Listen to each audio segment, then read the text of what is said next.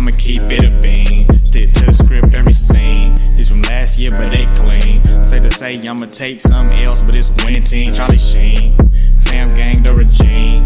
I'm from Potty Green. What's good, Shellitronnn here. You can call me Shells, and I'm back at again with a brand new video. And today, I want to speak on another player who the Panthers picked up as one of the 17 undrafted free agents after the 2020 NFL Draft. Another linebacker, Chris Orr, out of Wisconsin. He's 6 foot, around 225, 230 pounds. He is strong. He's not really the fastest guy on the field, and for the most part, he really cannot cover. So you don't really want him on the field in obvious passing downs. He is really a 2-down linebacker. But, you know, considering the division we're in the NFC South with the Bucks, the Falcons, and the Saints, we know who their quarterbacks are, we know who the receivers and their tight ends are, and a couple of these teams even have some pretty good receiving running backs. You have to think that we're going to be seeing some very, very pass-heavy offenses for at least 6 of the 16 games we're going to be playing this season and for every season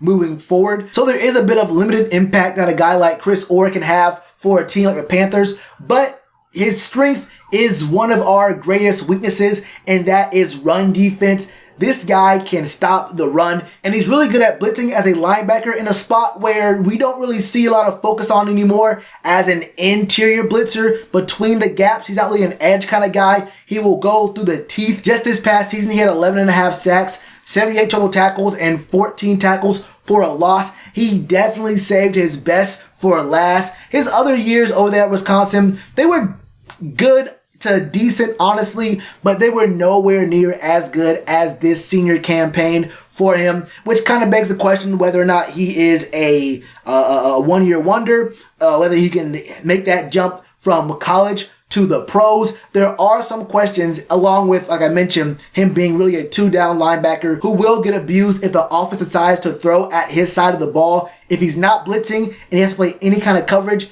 it will be kind of a bad day for him. So there are some issues with whether or not you do want to take Chris Orr. But Chris is strong. He's smart. He can identify plays very easily. He's one of these guys who you just wish you could get a little bit more out of. And, you know, you can understand why he went undrafted. But you think that if you're one of these guys as a defensive coordinator or one of these guys who's a linebacker coach and say, you know what?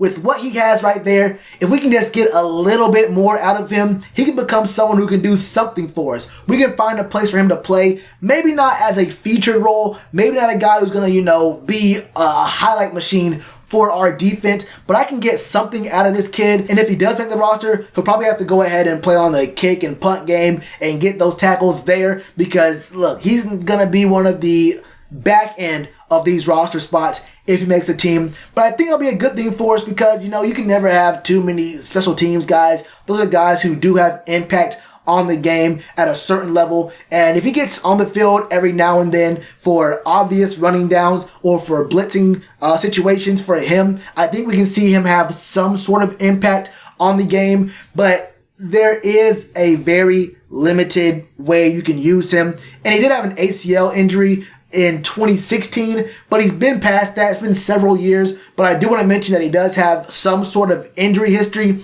not really as big as Jordan Mack did, but he's a guy who has a torn ACL from a few years ago. Other than that, that's about what it is. He's really good at run protection. You don't want him ever touching the field if the plan is for his position to do any sort of coverage. And quarterbacks will know tendencies. We have way too many. Everyone in our division is smart. Matt Ryan isn't the best. He's down there compared to Tom Brady and Drew Brees. But he's a good enough passer, and the Falcons have enough weapons to the point where if you show them a weakness, they will attack it. And we've seen that the past several times we played them. So there are obvious situations where you will want this guy on the field, but I think he can have an impact enough to at least entice our defense to say, you know what, we can take a chance on him, make the back end of the roster, prove yourself in special teams, and if we can make some changes to your game over this year, maybe even into next year, you can become a guy who touches the field more and more often. And that's all I got for you on Chris Orr, a very solid player at what he does,